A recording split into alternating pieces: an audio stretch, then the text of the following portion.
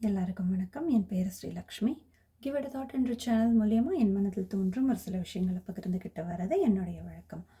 அந்த வகையில் இந்த வாரம் குழந்தைகளும் கற்கும் திறனும் அப்படின்ற ஒரு தலைப்பில் ஒரு சில வார்த்தைகள். பொதுவாக குழந்தைங்க அப்படின்னு இருக்கும் பொழுது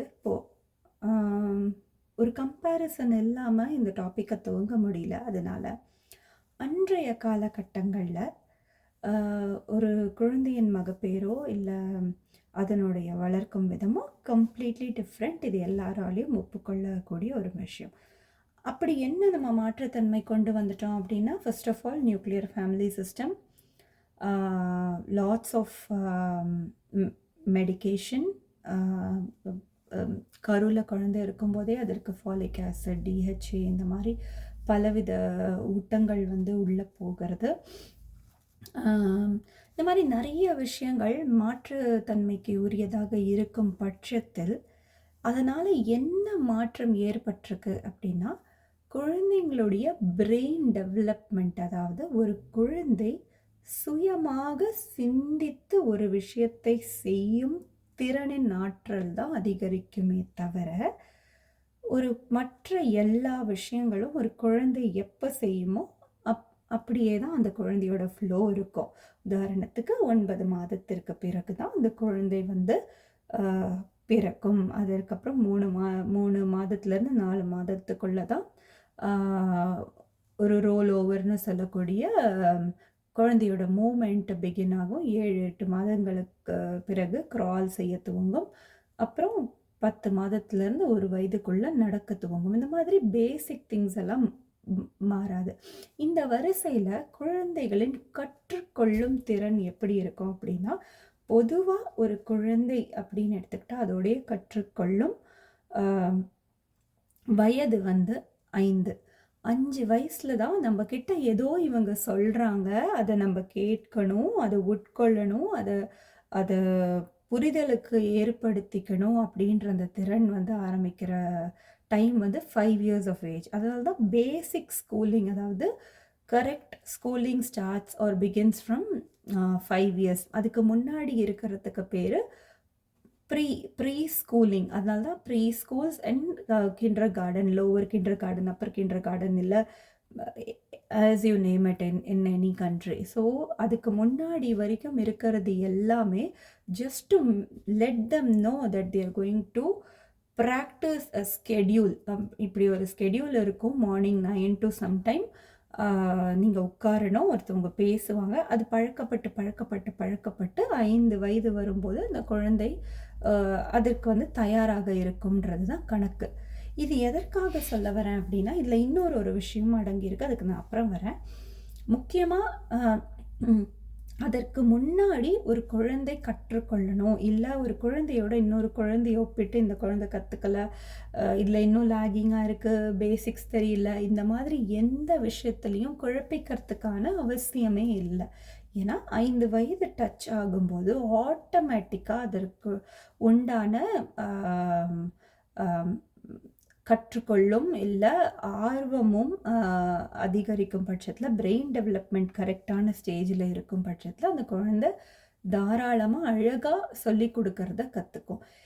இது நம்ம ப்ரெஷர் பண்ணாத வரைக்கும், ஒரு 2.5 வயசுலேயோ இல்லை சில பேர் 1.5 வயசில் கூட ப்ரீ ஸ்கூல்ஸ் எல்லாம் போகிறது, டே கேர் இந்த மாதிரியெல்லாம் அனுப்புறதுக்கான வாய்ப்பு இன்றைய காலகட்டங்களில் அதிகமாக இருக்கும் பட்சத்தில் எதுவுமே கற்றுக்கலையேன்னு பெற்றோர்கள் கவலை கொள்ள வேண்டாம். ஏன்னா அது எல்லாமே அவங்க பார்க்கும்போது அப்சர்விங் கெப்பாசிட்டி அவங்களுக்கு அதிகமாக இருக்கும். அது உட்கொள்ளும் தன்மை, அதாவது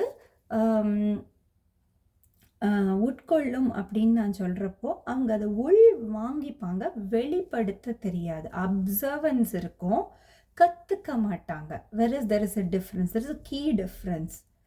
By observing they tend to get to know and they store it. ஒரு கம்ப்யூட்டர் மெமரியில் ஜஸ்ட்டு ஸ்டோர் பண்ணி வைக்கிற மாதிரி தான். அது நம்மளோட ரிட்ரைவல்க்குன்னு அதுக்குன்னு ஒரு டைம் அலாட் பண்ணுவோம் இல்லையா, அது ரிட்ரைவ் ஆகி நம்மளுக்கு டிஸ்பிளே பண்ணுறதுக்கு ஒரு டைம் இருக்கிற மாதிரி, அதே மாதிரி தான் குழந்தைங்க அது திரும்ப நம்ம கிட்ட ரெசிப்ரோகேட் பண்ணுறதுக்கான டைம் அது எடுத்துக்கும். அதுக்குள்ள நம்மளும் ஸ்ட்ரெஸ் ஆகி அந்த குழந்தையும் நம்ம ஸ்ட்ரெஸ்க்கு உள்ளாக்குறத கொஞ்சம் தவிர்த்து கொள்ளலாம். இது அல்லாது குழந்தைகள் பேசிக்கா ஒரு வயதுக்கு அப்புறம் தான் குழந்தைங்களுக்கு புரிய ஆரம்பிக்கும் இல்லையா? ஸோ ஒரு வயதுக்கு அப்புறம் குழந்தைகளுக்கு சொல்லிக் கொடுப்பதன் மூலம் புரிய வைக்கிறத விட தே டென்ட் டு ஃபாலோவர்ஸ் நம்மளை பார்த்து அப்சர்வ் பண்ணி கற்றுக்கிற விஷயம். அதாவது நிறைய பேருக்கு வந்து தன் குழந்தை ஒரு வயது ஆன பிறகு இல்லை 2-3 வயது வரைக்கும் கூட சில குழந்தைங்களிடையே பேச்சுத்திறன் வந்து இன்றைய காலகட்டங்களில் கொஞ்சம் அந்த டெவலப்மெண்ட் கொஞ்சம் ஸ்லோவாக இருக்குது அப்படின்னு சில பேர் ஃபீல் பண்ணுறதுக்கான பேசிக் திங் அடிப்படையான விஷயம் என்னென்னா குழந்தைங்க அப்சர்வ் பண்ணி ஸ்டோர் பண்ணி வச்சுப்பாங்க. வேறஸ் அதே குழந்தை ஒரு 5 வயசு 6 வயசு ஆகும்போது நல்லா பேசுவாங்க. இதற்கு காரணம் என்ன அப்படின்னா எப்போ அவங்க அந்த பேசிக் ரெக்குவயர்மெண்ட்ஸ் லைக் ஒரு வயசில் நம்ம காலகட்டங்களில் அதாவது back in 80s or 90s நம்மளுடைய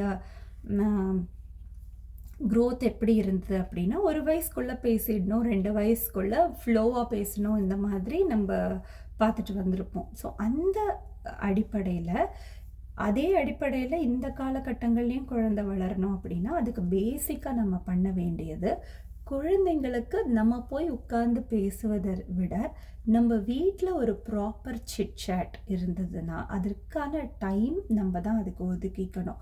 ஒரு ஃபேமிலி டைம் எடுத்து ப்ராப்பராக குழந்தைகளின் எதிரே நம்ம நல்ல விஷயங்களை கருத்துக்களை நம்மிடையே ப்ராப்பராக பரிமாறிக்கிட்டே வந்தோம்னா குழந்தைங்க அதை பார்த்து கற்றுக்குவாங்க. இப்போது ஒரு குழந்தை ட்ராஷில் கொண்டு போய் போடு, இல்லை டஸ்ட்பினில் ஒரு விஷயத்தை போடு அப்படின்னு சொல்லி கொடுக்கறத விட நம்ம அதை அடிக்கடி செய்யறதன் மூலம், அதாவது உடனே சட்டென்று அந்த பிள்ளைக்கு தலைக்கிறாது, என்னன்னு பார்த்து அந்த குழந்தை சிறிதாக அப்சர்வ் பண்ணி ஒரு காலகட்டத்தில் அந்த குழந்தையே அதை செய்ய ஆரம்பிக்கும். இதே போல தான் பேச்சு திறனும். நம்ம ரொம்ப அடிக்கடி யூஸ் பண்ணுற வார்த்தைகளை வீட்டில் இருக்கும் நபர்களிடையே கருத்து பரிமாற்றம் போல வார்த்தைகளின் பரிமாற்றம் இருந்து கொண்டே இருக்குமே ஆயின். ஃபார் எக்ஸாம்பிள் இப்போ தண்ணி வேணும் அப்படின்னு ஒரு குழந்தை நம்மக்கிட்ட சொல்லணும் அப்படின்னா நம்ம அடிக்கடி அந்த வார்த்தையை நம்ம பேசிக்கிட்டே வந்தோம் அப்படின்னா அதற்கான வார்த்தையை கரெக்டாக அது கேப்சர் பண்ணிட்டு இதுதான் தண்ணி போல் இருக்குதுன்னு சொல்லிட்டு குழந்தையே வந்து தண்ணி வேணுன்றத கரெக்டாக வாட்டரை பாயிண்ட் பண்ணி அந்த வேர்டை யூஸ் பண்ணி பேச ஆரம்பிக்கும். இப்படி தான் குழந்தைகளுடைய வளர்ச்சி ப்ராக்ரெசிவாக கரெக்டாக அக்யூரேட்டாக நடக்கிறதுக்கு நம் கைகளிலும் நம்ம மைண்ட் செட்லேயும் அது இருக்குது. அதை விட்டுட்டு நம்மளும் ஸ்ட்ரெஸ் ஆகி அந்த குழந்தையும் ஒரு ஸ்ட்ரெஸ்ஸுக்கு கொண்டு போய் விட்டோமே ஆயின் எல்லாமே வந்து நம்மளுக்கே தான் அது திரும்ப ரிவர்ட் ஆகிறது வந்து குழந்தைய பெருசாக ஒன்றும் அஃபெக்ட் பண்ணாது. அன்லெஸ் அண்ட் அன்டில் நம்ம அதை ரொம்ப அஃபெக்ட் பண்ணுற வரைக்கும் அதோட இம்பேக்ட் நம்மளுக்கு தான். டர்ன் அதோடைய இம்பேக்ட் அந்த குழந்தை மேலே போய் விழும். ஸோ இதனால் எது எப்படி நடக்கணுமோ அதற்குரிய டைம் ஃபேஸை கரெக்டாக நம்ம புரிஞ்சுக்கிட்டோமே ஆனால் அதற்கான அழகான பருவத்தை அழகாக கடந்து கொண்டே வரும்.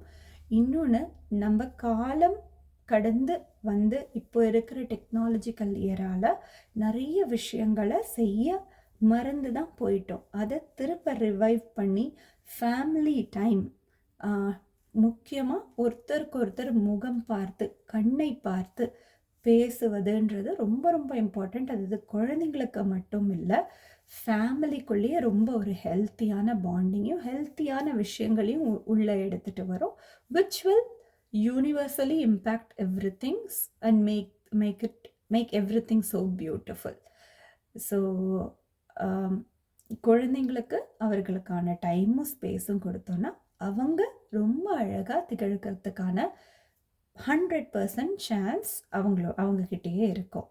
மீண்டும் இன்னொரு வீடியோவில் சந்திக்கிறேன். நன்றி, வணக்கம்.